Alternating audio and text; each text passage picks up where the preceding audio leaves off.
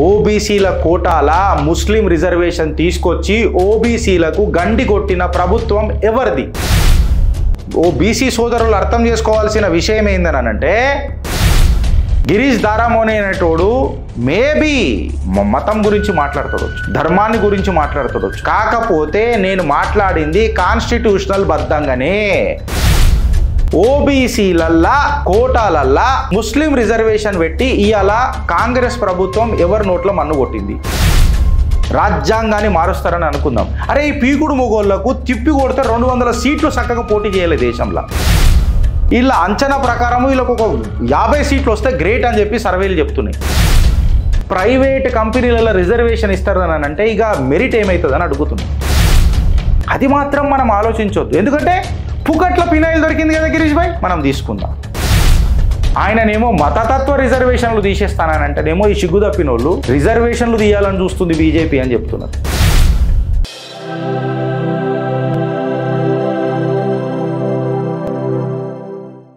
అమిత్ షా గారు మాట్లాడేది మతతత్వ రిజర్వేషన్లు రద్దు చేస్తాం. మళ్ళీ చెప్తున్నా, మతతత్వ రిజర్వేషన్లు రద్దు చేస్తున్నాం. కాంగ్రెస్ పార్టీ ఏమంటుందో చూడండి.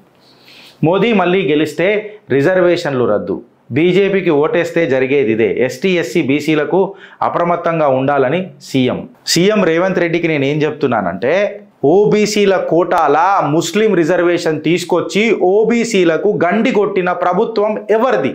కాంగ్రెస్ సర్కార్ కాదా? కర్ణాటకలో, తెలంగాణలో మీరు ఎస్టీ ఎస్సీ ఓబీసీల రిజర్వేషన్ అప్రమత్తంగా ఉండాలని చెప్పారు. అబ్సల్యూట్లీ కరెక్ట్ రేవంత్ అన్న.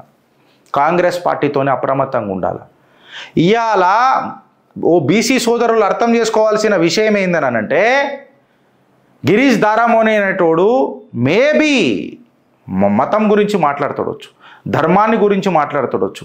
కాకపోతే నేను మాట్లాడింది కాన్స్టిట్యూషనల్ బద్ధంగానే, రాజ్యాంగబద్ధంగానే. నా లిమిట్, నా ధైర్యం, నా గర్వం, నా గర్జన ఈ భారత రాజ్యాంగం.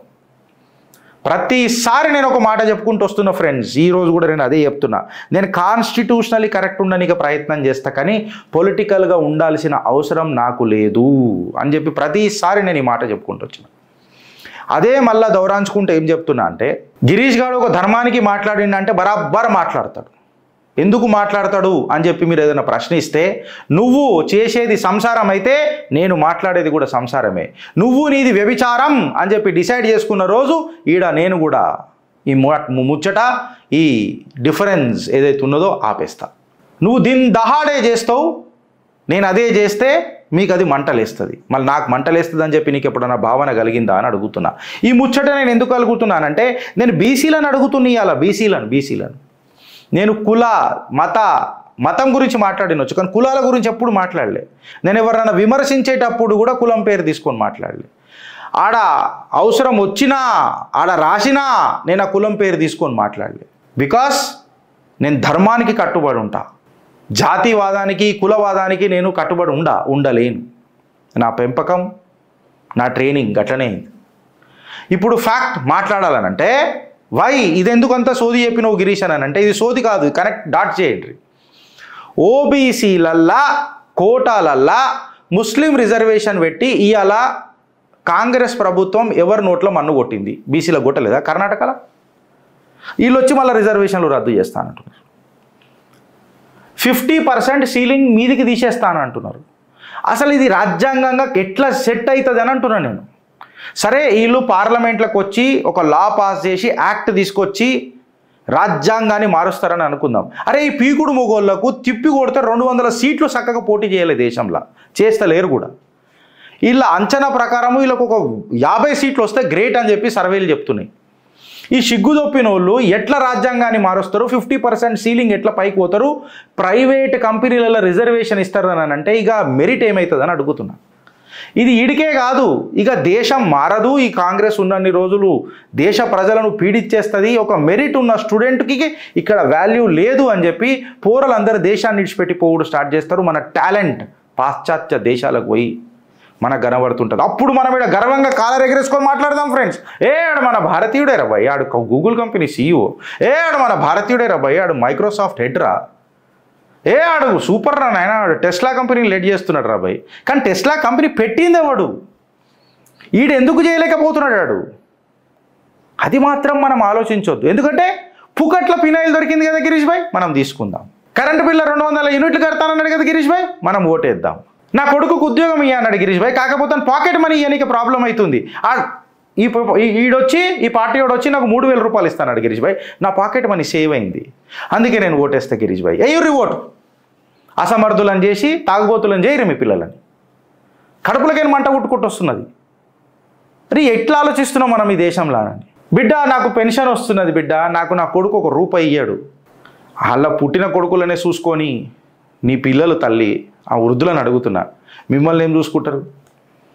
వాళ్ళకే నిరుద్యోగ వృత్తిస్తే చాలు, నా జిందగీ మంచుకుంటే చాలు అని అనుకుంటున్నారు. పుకటి పంచాయతీలకు వీళ్ళకు ఒక సంక్షేమ పథకాల లెక్క కనిపిస్తుంటే, ఒక ఆడపిల్ల పుడితే పెళ్ళికే నా పరిమితం. అరే అడుగుతున్నాయాల, నేను మిమ్మల్ని అడుగుతున్నా ఫ్రెండ్, చైతన్యం మీకు జరుగుతుందా అని అడుగుతున్నా. ఒక ఆడపిల్ల కేవలం పెళ్ళికేనా అంటున్నా. గదా మనం ఇవాళ స్త్రీ శక్తిని పూజించేదని అడుగుతున్నా. అసలు సమజైతుందా అని అడుగుతున్నా. తులం బంగారం ఇచ్చి పెళ్ళిళ్ళు చేసి ఇంటికి నిలకూడదామా అని అడుగుతున్నా. ఒక తోబుట్టు మన ఆడపిల్ల అప్పగింతలు ఇచ్చేటప్పుడు ఒళ్ళేడుస్తాం, మనం ఒళ్ళేడుస్తాం. 100 అబద్ధాలు ఆడైనా ఒక పెళ్లి చేద్దామని మాట్లాడతాం. శివ పార్వతుల సాక్షిగా పెళ్లిళ్ళు చేస్తాం, లక్ష్మీనారాయణల సాక్షిగా పెళ్లి చేస్తాం, గౌరీ పూజ చేసినాక పెళ్లి చేస్తాం, ఇంటి లక్ష్మి అని పిలుచుకుంటాం, పరాశక్తి అని పిలుచుకుంటాం. తులం బంగారానికి కట్టిపెట్టింది కాంగ్రెస్ ప్రభుత్వం. మీరు ఓటేయండి. రిజర్వేషన్లు తీసేస్తానంటే మీరు ఓటేయండి. ప్రైవేట్ కంపెనీలలో రిజర్వేషన్లు తీసేస్తానంటే కూడా మీరు ఓటేయండి. కానీ ఆ ఫ్యాక్ట్ మీరు అర్థం చేసుకోలేకపోతున్నారు. ఏంటంటే వీళ్ళు అది చెయ్యలేరు అని చెప్తున్నా. వీళ్ళు 40 సీట్ల కంటే ఎక్కువ వస్తలే వీళ్ళకు. వీళ్ళు పోటీ చేస్తుంది కూడా 200 సీట్లే.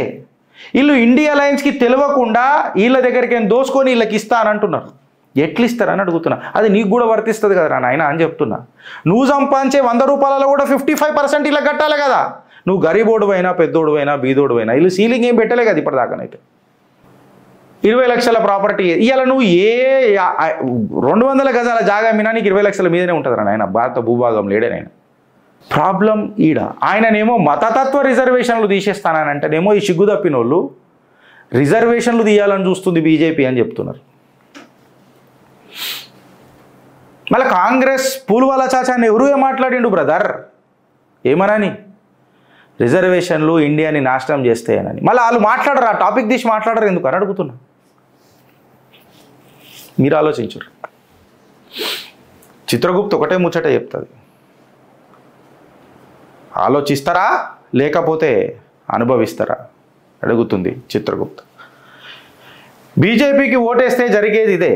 ఎస్టీ ఎస్సీ బీసీలు అప్రమత్తంగా ఉండాలని సీఎం. రాజ్యాంగ హక్కులను బీజేపీ కాలరాస్తుందని, ఏటా 2 కోట్ల ఉద్యోగాలు ఇస్తామని గద్దెనెక్కిన మోదీ ఇచ్చిన జాబ్స్ ఎన్ని?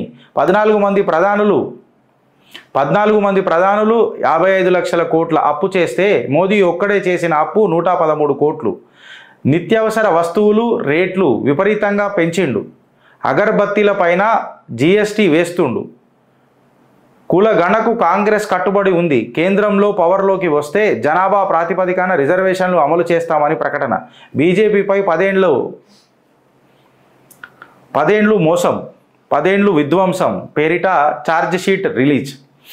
ఈ బీజేపీ పైన ఛార్జ్ షీట్ ఏదైతే రిలీజ్ చేసిరు కదా, దీని మీద మాట్లాడదాం ఫ్రెండ్స్. ఇలా ఛార్జ్ షీట్ మీద మాట్లాడదాం. ఇప్పుడు కాదు, రేపు తీసుకుందాం మోస్ట్లీ. ఇంకొకటి ఏంటంటే కేంద్రం చేసిన అప్పుల మీద కూడా మాట్లాడదాం. మళ్ళీ స్టేట్కి ఎన్ని వచ్చినాయి, సెంట్రల్కి ఎన్ని ఉన్నాయి, స్టేట్ ప్రాజెక్ట్స్ ఎన్ని ఉన్నాయి, సెంట్రల్ ప్రాజెక్ట్స్ ఎన్ని ఉన్నాయి, దీని మీద కూడా మనం మాట్లాడదాం. ఇది కూడా నేను తీసుకొని వస్తాను. ఇది ఆల్రెడీ ఉన్నది అనుకుంటా మన దగ్గర, మనం తీసుకుందాం. నిత్యావసర వస్తువులు రేట్లు విపరీతంగా పెంచిండు అంటే ఏమనుకుంటున్నావు నువ్వు? ఒక మాట, నీ జీతం మాత్రము 100 నుంచి 200 కోట్లు, 200 నుంచి 300 కావాలా? మళ్ళీ ఎవరైతే వ్యాపారం చేసుకునే వ్యాపారవేత్తలు ఉంటారు కదా, వాళ్ళకు పెరగొద్దు అంటే నువ్వు కిరాణా షాప్ పెట్టుకొని ఉంటే నీ జీతం మాత్రం 100 నుంచి 200 పోవాలి రేవంత్ అన్న. కాకపోతే అదే 20 రూపాయల కిలో పప్పు కొనాలి మనోడు. అంటే అసలు నువ్వు ఏం ప్రొజెక్ట్ చేయాలనుకుంటున్నావు అన్నది నాకు అర్థం కాదు. మీ దాంట్లో అసలు నాకు అర్థం కాదు. మీ తత్వం ఏందన్నది అర్థం కాదు. మళ్ళీ నీ వయసు పెరగడం కూడా ఆపేయి కదా రేవంత్ అన్న. గంతే వయసులో ఉండు కదా నువ్వు, పెరగకు. నేను ఇచ్చే ఎగ్జాంపుల్ యాప్ట్ ఉందో లేదో నాకు తెలియదు, బట్ నేను అడుగుతున్నా. అరే నీ జీతం పెరగాల, నీ ఉద్యోగం పెరు, కానీ వ్యాపారం చేసుకునేటోడు మాత్రం వానికి జీతం రావద్దు. ఆడ ఎంతసేపు గట్లనే ఉండాలి బిచ్చం బతుకుల. నేను వాళ్ళని అడుగుతునియాలా, ఓ కూరగాయలు అమ్మేటోళ్ళని అడుగుతునియాలా. ప్రాక్టికల్ సినారియోగా ఆలోచించురి friends. It is give and take policy. It is a cycle. ఈ సైకిల్లా మన టైర్లు పంక్చర్ చేసే ప్రయత్నం చేస్తుంది కాంగ్రెస్ పార్టీ. అది మీకు మనకు అర్థమవుతలేదు. అది ప్రాబ్లం ఈడ. సో సమరైజ్ చేస్తే రిజర్వేషన్లు రద్దు అని చెప్పి రేవంత్ అన్న మాట్లాడుతున్నాడు. రేవంత్ అన్నకు కొన్ని ప్రశ్నలు ఏంటంటే, కాళేశ్వరం ఫైల్ ఇంకా ఏమాయ్? 15 రోజులలోనే ఫైల్ తీసుకొని ఢిల్లీ పోయినావు, కేసీఆర్ని జైలు వేస్తానన్నావు, మళ్ళీ వచ్చేసినావు. అదే అధికారులు ఇంకా లాబీ చేసుకుంటా పక్కకే ఉన్నారు. నవీన్ మిట్టల్, జయేష్ రంజన్ ఎక్సెట్రా. వీళ్ళ మీద ఇంకేం వస్తలేవు. కాకపోతే కింది స్థాయి అధికారుల మీద మాత్రం కన్నెర్ర చేసింది ప్రభుత్వం. నాయకులు సేఫ్, అధికారులు మాత్రం బలైపోతారు. ధరణి దరిద్రం ఏమైందో ఎవడు మాట్లాడతలే. ఫోన్ ట్యాపింగ్ ఏమైందని అన్నదంటే ఇప్పుడు ఏదో సెక్షన్లు పెడుతున్నామని చెప్తున్నారు, కానీ దాని తర్వాత ఏమైందని అన్నది ఎవడు చెప్తలేడు. మళ్ళీ జన్వాడ ఫామ్ హౌస్కి ఇలా బుల్డోజర్ పెడుతున్నాడా లేదా రేవంత్ అన్న అని వాళ్ళు అడుగుతున్నది. బిగ్ టీవీలో పెద్ద కథనమే వేయించుకున్నాడు. జనరల్గా బిగ్ టీవీలు అన్నీ రేవంత్ రెడ్డి అన్న ఫేవర్గానే వస్తుంటాయి కాబట్టి చెప్తున్నా. రేవంత్ అన్నదాన్ని నేను అంటలే, ఫేవర్గా వస్తాయి అని చెప్తున్నా. మళ్ళీ జన్వాడ ఫామ్ హౌస్ కథ ఏడుదాకా వచ్చింది, బుల్డోజర్ పెడతారా పెట్టరా అని అడుగుతున్నా. కాళేశ్వరం ఫైల్స్లలో ఎప్పుడు ఏం చేస్తారని అడుగుతున్నా. ఔటర్ రింగ్ రోడ్ టోల్ ఏదైతే ఉండేనో ఆ కథ ఏడుదాకా వచ్చిందని అడుగుతున్నా.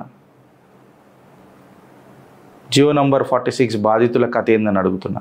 కేఆర్ఎంబి ఏడుదాకా వచ్చిందని అడుగుతున్నా రేవంత్ అన్న. ఎనర్జీ ట్రేడింగ్ అయిందని చెప్పిండ్రు. డిస్కామ్లకు పైసలు ముట్టినాయి. ప్రైవేట్ రంగం నుంచి కొనుక్కునేటప్పుడు జబర్దస్త్ ట్రేడింగ్ చేసింది కరెంటులా. ఎనర్జీ కొననీకే అని చెప్పి మీరు మాటలు పలికిండ్రు. మళ్ళీ దాని మీద యాక్షన్ ఏమైంది రేవంత్ అన్న? ఈ ఫార్ములా రేస్ కథ ఏడుదాకా వచ్చింది రేవంత్ అన్న. శివబాలకృష్ణ కథ ఏడుదాకా జరుగుతుంది రేవంత్ అన్న. ముట్టుకుంటే అవినీతి అని మాట్లాడినరు, మళ్ళీ ఎప్పుడు పట్టుకుంటారు అని అడుగుతున్నది రేవంత్ అన్న. చిత్రగుప్త కాంగ్రెస్ తన మేనిఫెస్టోలో ఎంత భయంకరమైన చట్టాలు తీసుకొస్తుంది మీకు అందరికీ పరిచయం చేసినాం ఫ్రెండ్స్.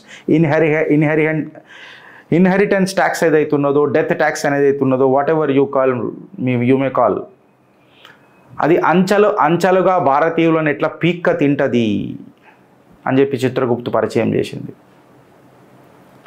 మనకు మంగళమే ఉండదు, మంగళసూత్రాలు చాలా దూరం అన్న మాటకు చిత్రగుప్తు సమర్థిస్తున్నది. ఆలోచిస్తారా లేక అనుభవిస్తామా అని అడుగుతున్నది చిత్రగుప్త. ఈ అడగాలనా గిరీష్ జరూరీ హే క్యా అంటే బరాబర్ జరూరీ है, क्योंकि मैं भारत का और भारत देश मेरा, मैं रहूं या ना रहूं, भारत अपना देश रहना चाहिए. भारत माता की जय. Signing off, me Girish Daramoni, Mana Chitragupta. Jai Hind friends. Thank you and please do support and subscribe Chitragupta. Thank you.